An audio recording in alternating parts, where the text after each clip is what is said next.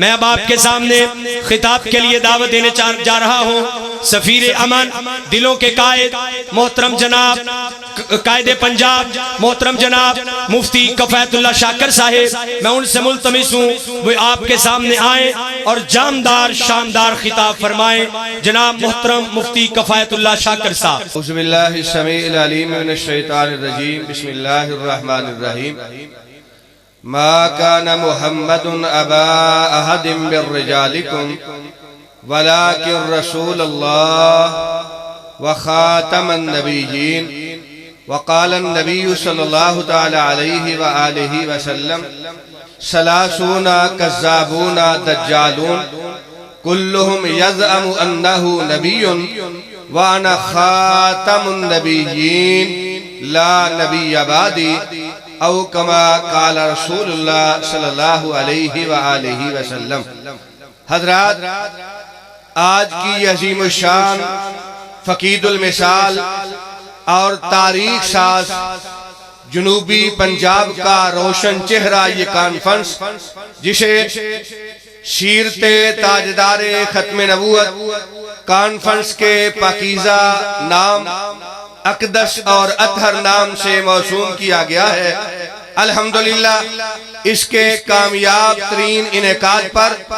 میں مرکزی جمعیت اہل حدیث تحصیل میاں چنو، مرکزی جمعیت اہل حدیث ضلع خانیوال، جماعت سے وابستہ ہر پیر و جوان اور خواتین و حضرات کو مبارکباد پیش کرتا ہوں کہ آپ کے بھائی، آپ کے عزیز، آپ کے بیٹے مقرر انقلاب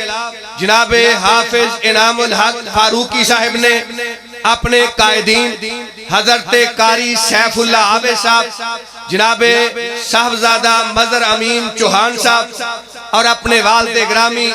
حضرت قاری محمد سلیم صاحب کی زیر سرپرستی وہ تاریخ رقم کی ہے، جس کے لیے لوگوں کو کئی سال کئی برس بھی جاتے ہیں، مگر یہ کامیابی اور کامرانی کوسوں دور نظر آتی ہے۔ الحمدللہ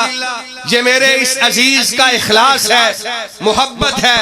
اخلاق ہے، کردار ہے، عادات و اطوار ہیں، ان کا الحمدللہ مسلک حق کا اور مرکزی جمعیت اہل حدیث کے نصب العین کے ساتھ والہانہ عقیدت کا اظہار ہے کہ رات کے اس پہر اسٹیج پہ حضرت علامہ شہید کی تصویر بھی تشریف فرما ہے، حضرت یزدانی شہید کے جان نشین شیر پنجاب حضرت پسروری بھی تشریف فرما ہے، میرے اور آپ کے سر کے تاج غواث بحر قرآن حضرت حافظ محمد عبداللہ شیخ پوری رحمت اللہ تعالی علیہ کے لخت جگر حضرت حافظ عبدالباسط شیخ پوری صاحب بھی تشریف فرما ہے۔ اللہ سبحانہ و تعالی کی بارگاہ میں دست سوال تراش کیجئے اور یہ دعا کیجئے اللہ اس چمن کو ہمیشہ آباد فرما دے، اللہ یہ محنتیں، یہ جہود طیبہ، یہ جہد مسلسل، یہ اپنے مسلک کے ساتھ وابستگی، اپنے نظم کے ساتھ عقیدت کا اظہار اپنی بارگاہ میں مقبول فرما کے قیامت کے روز ختم نبوت کے تاجدار کے ہاتھ سے جام کوثر ہمیں نصیب فرما دے۔ حضرات، عقیدہ ختم نبوت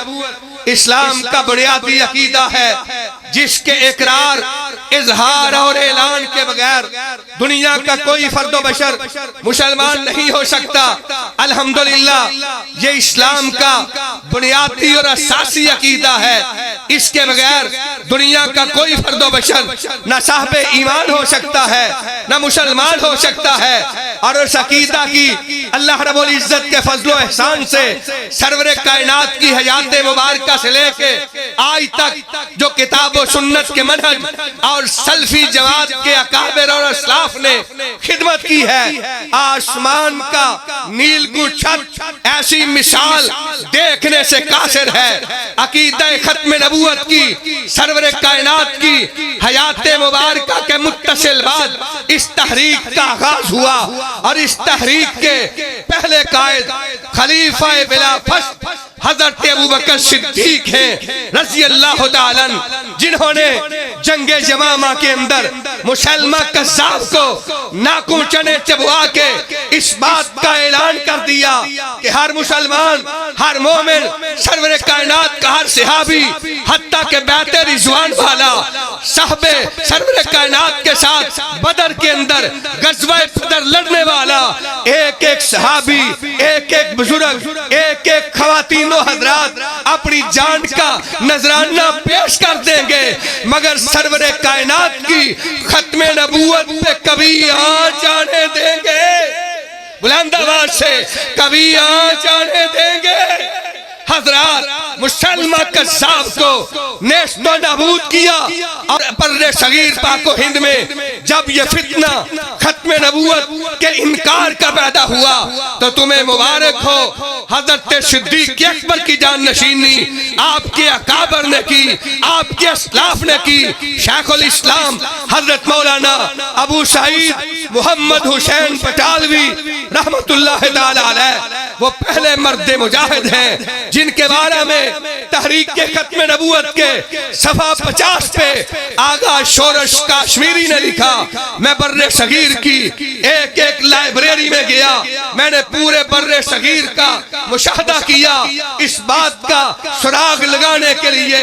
اس بات کو ٹٹولنے اور ڈھونڈنے کے لیے کہ بر صغیر میں مرزا غلام قادیانی کے خلاف اس تحریک کا بانی کون ہے، سالار کون ہے، قائد کون ہے، راول دستے کا سربراہ کون ہے؟ فرماتے ہیں حالانکہ ان کا میرے مسلک اور عقیدہ کے ساتھ ایسی وابستگی نہیں جس طرح میرے اس اسٹیج کی وابستگی ہے، جس طرح اس پنڈال کی وابستگی ہے۔ آغا شورش کاشمیری صفحہ 50 تحریک کے ختم نبوت میں لکھتے ہیں کہ کائنات کے لوگوں، بر صغیر پاک و ہند میں تحریک کے ختم نبوت کا بانی، تحریک کے ختم نبوت کا قائد، تحریک کے ختم نبوت کا سپہ سالار اگر ہے تو اہل حدیث کا سر خیر ابو سعید شیخ الاسلام مولانا محمد حسین بٹالوی ہے۔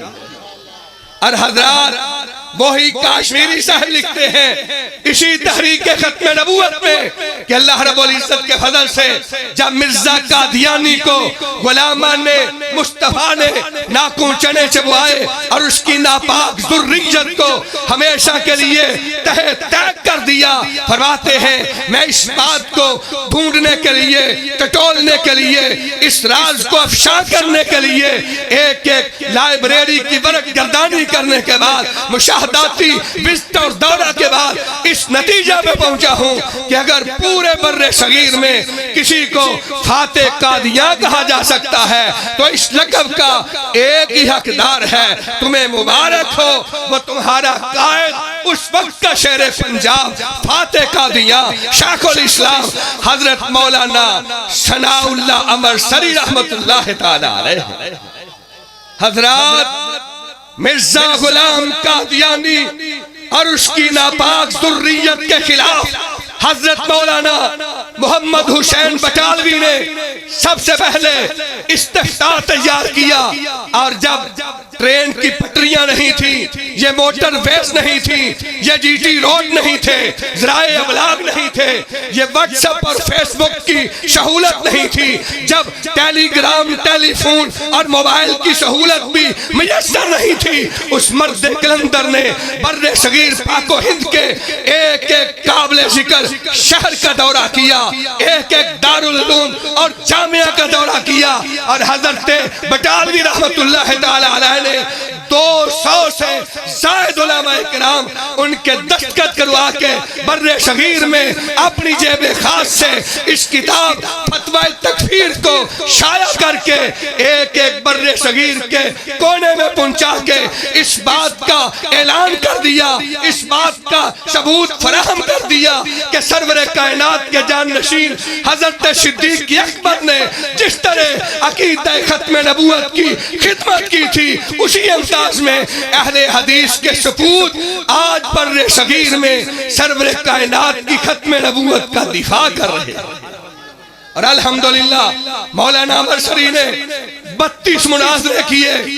35 کتابیں مرزا قادیانی کی ناپاک ذریت کے خلاف لکھی، اور ان کے خلاف اللہ رب العزت کے فضل سے ان کو مجبور کر دیا، اور مرزا قادیانی نے ایک اشتہار شائع کیا مولوی ثناء اللہ کے ساتھ آخری فیصلہ، اور کہنے لگا مولوی ثناء اللہ صاحب آپ نے مجھے مفسد کہا، مجھے مفتری کہا، کذاب کہا، دجال کہا، میں رب کی بارگاہ میں دعا کرتا ہوں اللہ سچے کی زندگی میں کذاب کو ہلاک کر دے، حق اور باطل واضح ہو جائے۔ سرور کائنات علیہ السلام کے غلام ختم نبوت کے عقیدہ کے عظیم پرچار کر مولانا مرسری رحمت اللہ تعالی علیہ نے اشتہار کو قبول کیا، اور جواب ہفت روزہ اہل حدیث میں اشتہار شائع کیا، کہا میں بھی دعا کرتا ہوں سچے کی زندگی میں جھوٹا ہلاک ہو جائے۔ ابھی اس دعا کو 1 سال اور 1 مہینہ گزرا تھا۔ 26 مئی سن 1908 لاہور کے برانڈرتھ روڈ پہ اپنے ایک مرید کے گھر مرزا قادیانی ہیضے کی وبا میں مبتلا ہوا، اور وہ گندگی اور غلاظت کا ڈھیر تھا، وہ واش روم میں ہمیشہ کے لیے جہنم رسید ہو گیا، اور اس کے مرنے کے بعد جہنم رسید ہونے کے بعد مولانا ثناء اللہ 1 سال زندہ نہیں رہے، 2 سال زندہ نہیں رہے، 5 سال زندہ نہیں رہے، 10 سال زندہ نہیں رہے۔ اس بدبخت کی موت کے بعد حضرت مولانا ثناء اللہ پورے 40 سال تک زندہ رہے، اور 15 مارچ سن 1948 کو سرگودا میں وفات پائی۔ حضرات یہ اہل حدیث کے اکابر کی خدمات ہیں، وقت اجازت نہیں دیتا، وگرنہ میں تذکرہ کرتا مولا میر سیالکوٹی کا، میں تذکرہ کرتا قاضی سلیمان منصور پوری کا، میں تذکرہ کرتا مولانا بشیر احمد سہسوانی کا، میں تذکرہ کرتا حضرت مولانا ابراہیم کبیر پوری کا، میں ذکر خیر کرتا جنت البقیع کے مہمان حضرت علامہ احسان الہی زہیر کا، میں تذکرہ کرتا حضرت شیخ القرآن شیخ پوری کا، میں ذکر خیر کرتا حضرت شیخ القرآن مناظر اسلام حافظ محمد عبداللہ صاحب کا، اور میں ذکر خیر کرتا حضرت یزدانی شہید کا۔ حضرات تمہیں مبارک ہو، حضرت صدیق اکبر سے لے کے آج تک، اور آپ کے بیٹے انعام الحق فاروقی صاحب تک آپ ختم نبوت کے محافظ نظر آتے ہیں۔ اللہ رب العزت ہمیں اسی عقیدہ پہ زندہ رکھے، اللہ اسی عقیدہ پہ موت عطا فرما کے ختم نبوت کے تاجدار کی اللہ تعالی رفاقت کا حقدار بنا دے، آمین یا رب العالمین۔